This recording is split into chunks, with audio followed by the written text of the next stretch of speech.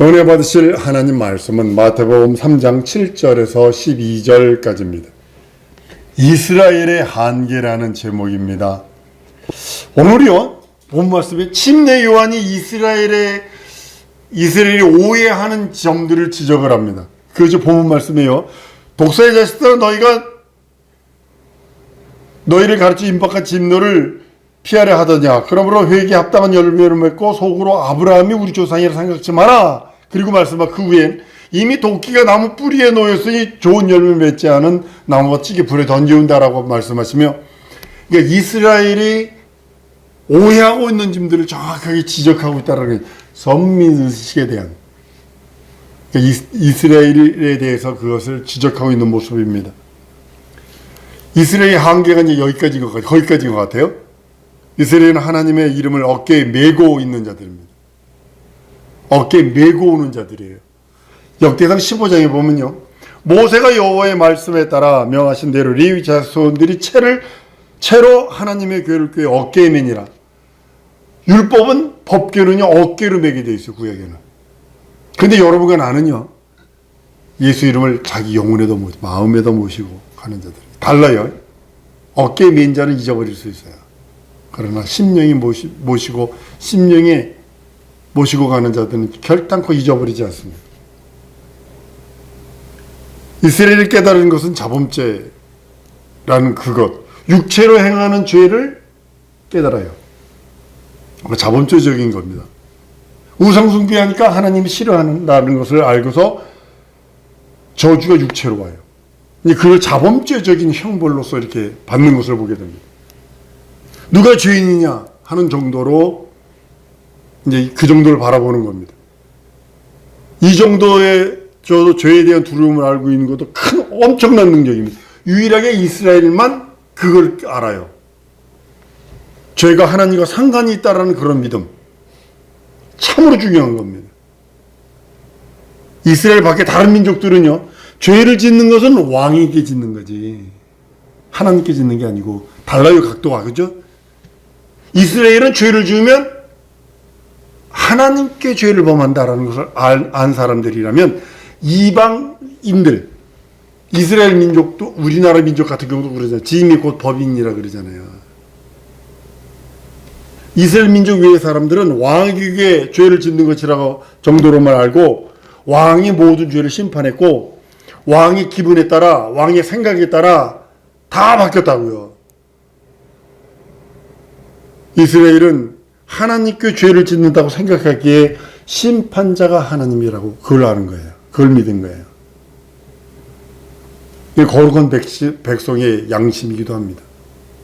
전 국민이 양심이요, 이와 같이 이루어지기까지는 참 오랜 세월이 걸렸어요. 이스라엘 민족이 신앙 양심, 하나님이 죄를 지으면 하나님께 범죄한 것이고 죄를 지으면 하나님이 심판하신다는 것을 깨닫기까지요 오랜 기간이 걸립니다. 그래서 인류 구원의 역사가 그렇게 쉽지 않은 거예요. 인류 구원의 역사가 그렇게 쉽지가 않습니다. 죄라는 본질을, 죄를 지으면 당연히 네가 책임져야지 뭐 이렇게 나온다고요. 지금도 전부 다 가요. 죄를 지으면 하나님께 범죄했다고 생각을 안 해요. 죄라는 본질이 온 세계인이 깨닫게 되기까지는 참으로 머나먼 여행과 같은 거예요. 죄를 지으면 네가 진 거지 무슨 하나님께 범죄 이렇게 된다고요. 죄를 지으면 저 사람에게 죄를 진 거지 뭐 하나님께 범죄한 거지 이렇게 생각을 안 한다고요. 하나님께 범죄한 걸 생각을 안 해요. 이스라엘은 한 백성이 죄를 알되 하나님 앞에 범죄한 죄임을 깨닫는 일도 어느 정도 수준이냐면 겨우 자범죄적인 그것에 관한 것을 깨닫는 겁니다. 이렇게 죄를 깨달음으로써 하나님을 알게 되는 거죠. 죄를 지으면 하나님이 벌하신다. 이것도 대단히 많이 깨달은 겁니다. 죄를 보면 임금이 벌한다가 아니라, 세상 임금이나 누가 정치인이 벌한다가 아니라 하나님이 벌하신다. 죄는 자기 양심의 문제가 아니라 하나님과의 문제이며 인간과의 관계가 아니라 인간과 인간과의 관계라고 세상 사람들 생각을 해요. 세상 사람은 자기 양심과의 관계라고 생각을 해요. 그 관계가 아니라 하나님과의 관계라는 것을 알기까지 그렇게 쉽지는 않습니다. 쉬운 날이 아닙니다. 이게 쉬운 말이 아닙니다. 이게 교회 다니는 사람들조차도 죄는 자기 양심의 문제요, 사람과의 문제지 하나님과의 문제가 아니야, 이렇게 생각하는 자가 태반이라는 사실이죠. 율법이 이스라엘에게 오기 전까지는 죄가 하나님께 범한 것이라는 것을 알지 못했어요. 이스라엘 민족일지라도 하나님께서 범한 죄가 존재했음을 사망이 왕노릇했다는 것으로 입증됩니다. 모세를 통해서 오경이 쓰여졌기 때문에 이스라엘 이전 시대에도 그 시대에 대해서도 우리는 알고 있습니다. 모세로 말미암지 않고서는 이스라엘 사람들이 죄에 대한 인식하기에는 거의 불가능했어요. 모세의 율법이 있기 전까지는 죄에 대한 것을 인식 못했어요. 그러나 율법이 있기 전에 사망이 먼저 있었다는 것을 성경 기록하고 있다는 사실이죠.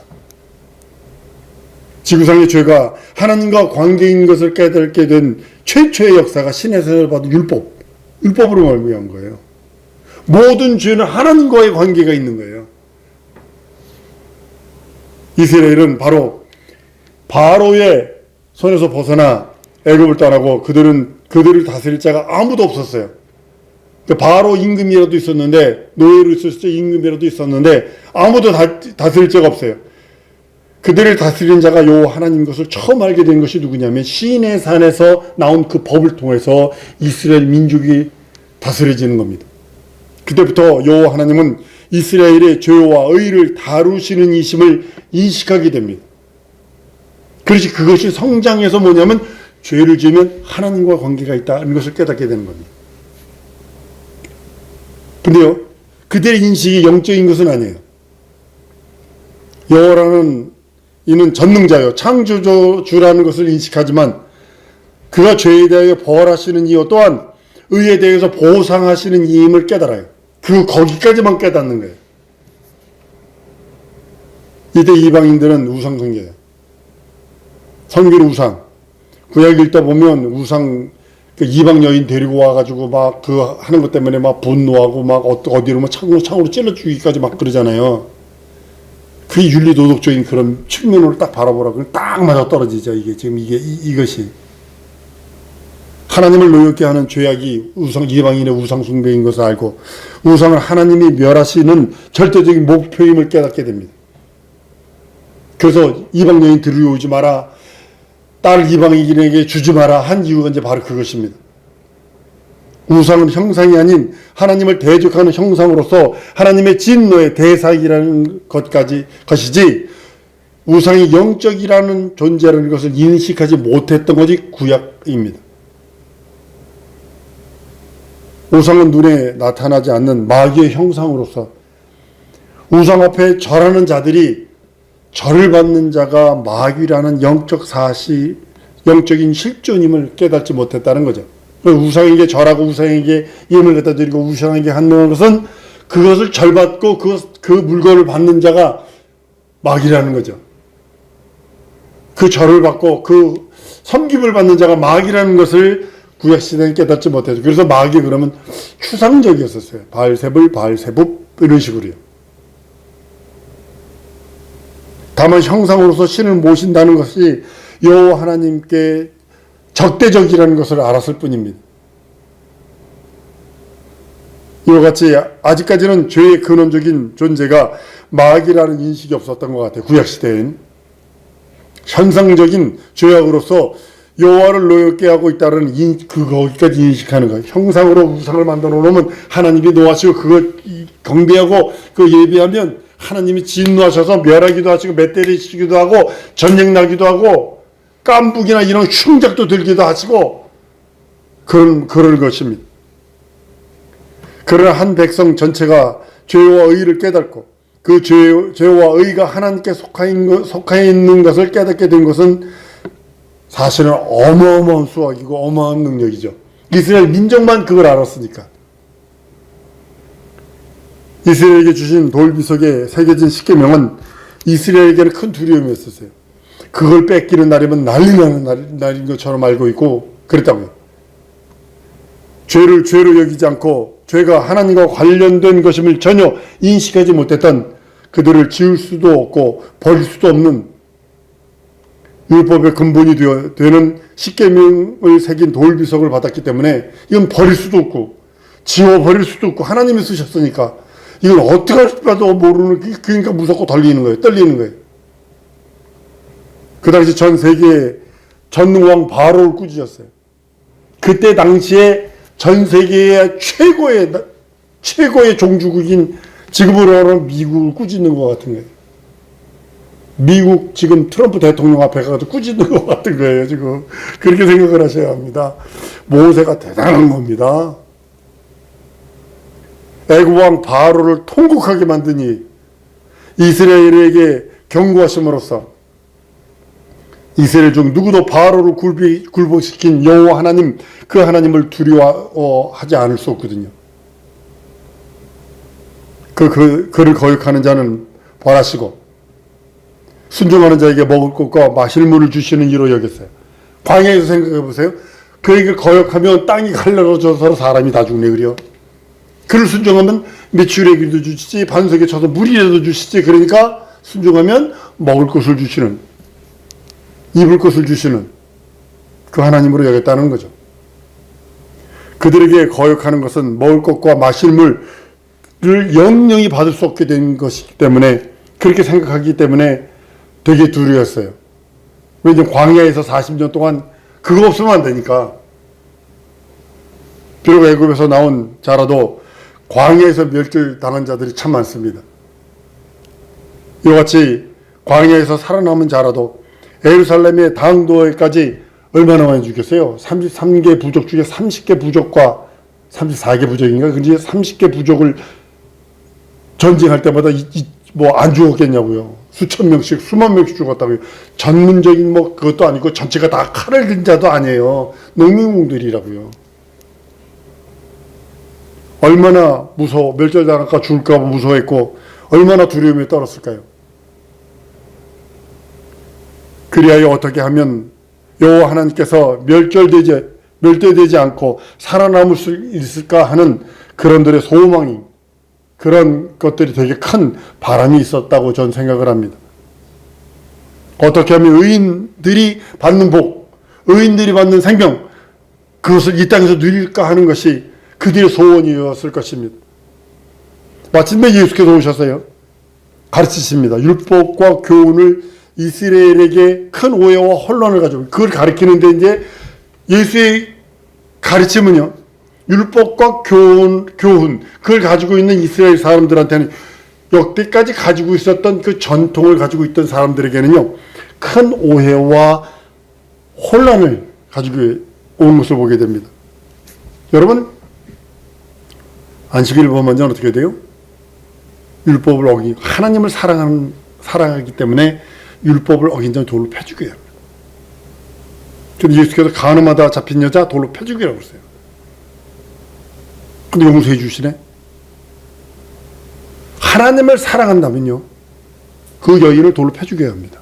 율법을 어기기 때문에. 근데 예수를 오셔서 좀 돌로 쳐라. 그리고 그 여자를 살려줘요. 그 여자가 뭐라 그러냐면, 너 정죄한 사람 어딨니? 없는데요. 나도 너 정죄하지 마라. 가서 죄 짓지 마라. 풀어줍니다. 안식일에 제자들이 밀을 갈아서 먹질 않나? 남의 거, 그 밀 따가지고 배고프니까 먹질 않나? 병든 자 고쳐주지 않나?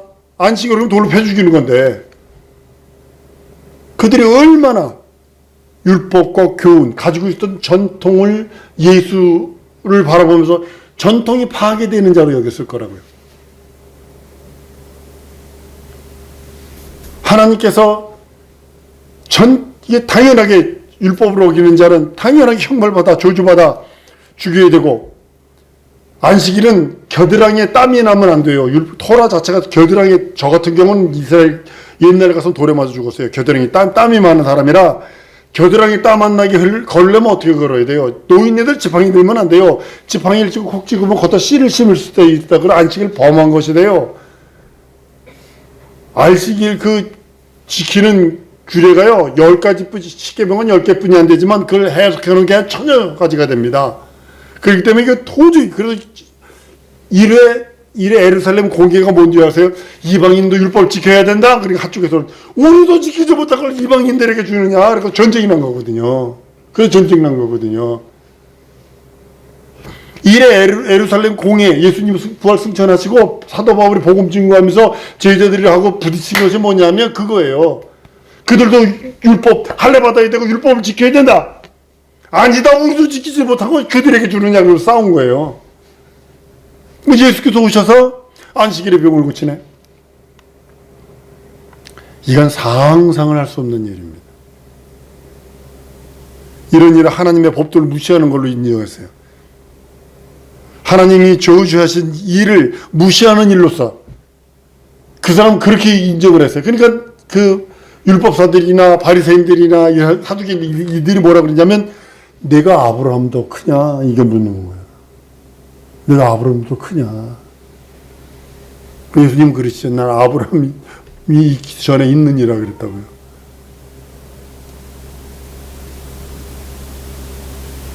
예수의 율법의 교훈은 자범죄보다 한 단계 더 깊은 곳에서 나오는 본죄를 취급하고 있다는 사실이죠. 율법까지는 자범죄적인 그런 문제가 강해요. 본죄까지를 다루질 않아요. 자기 마음속으로는 겉으로만 바리새인들이 속에서는 썩은 들어도 겉에서 하면 되거든요.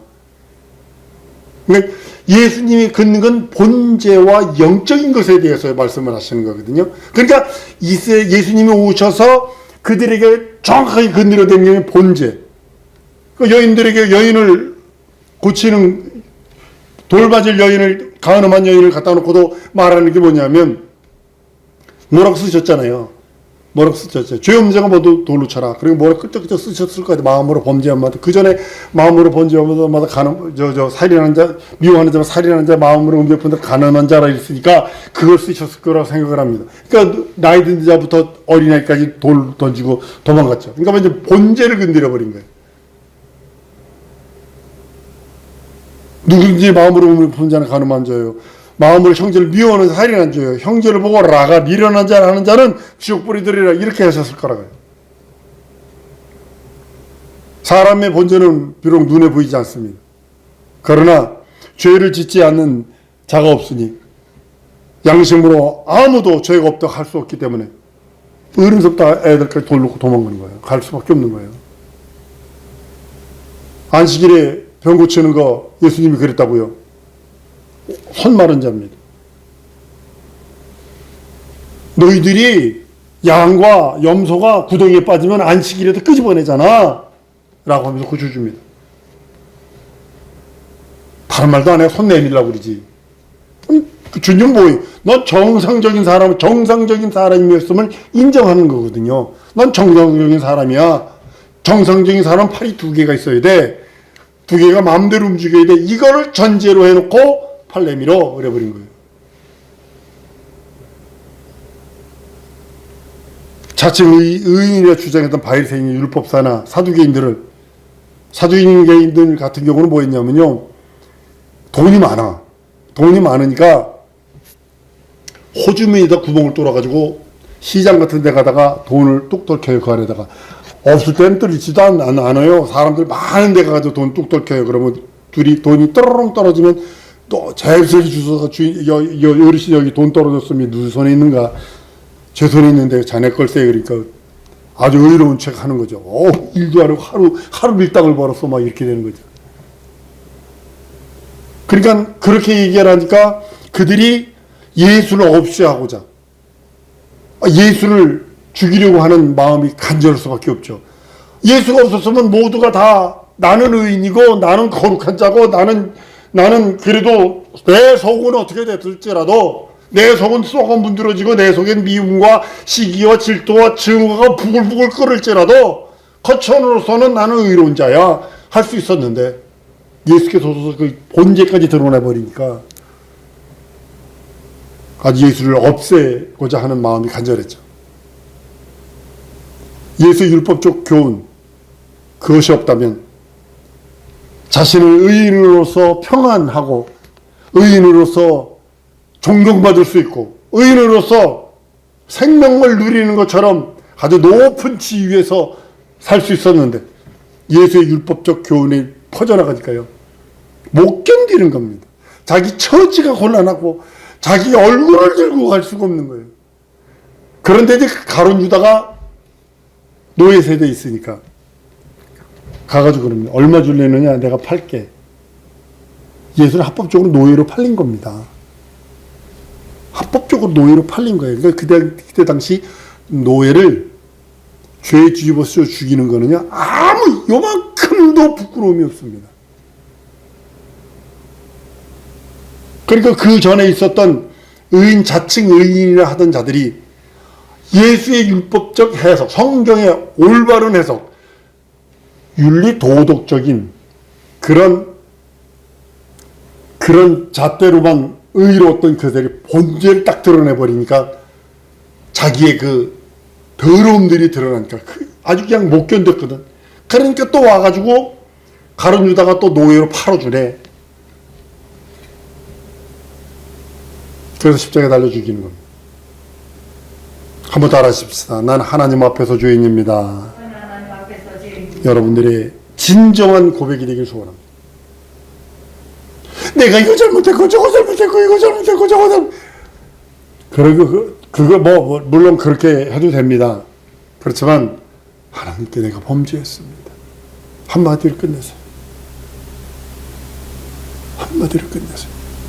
우리는 우리 심령 속에 우리는 하나님의 이름을 어깨에 메고 다니는 자가 아니라 하나님의 이름을 내 영혼에 모신 자로서 내 영혼에 예수 보혈과 예수 생명과 예수의 의와 예수의 공로로 충만해야 합니다.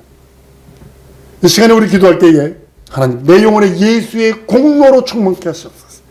예수 피가 철철 흘러넘쳐서 남에게까지 흘러넘치도록 내 잔을 가득 채우시고 내 지적이 진섭이 사지백지 혈관 마디 세포까지도 예수 보혈로 채워달라고.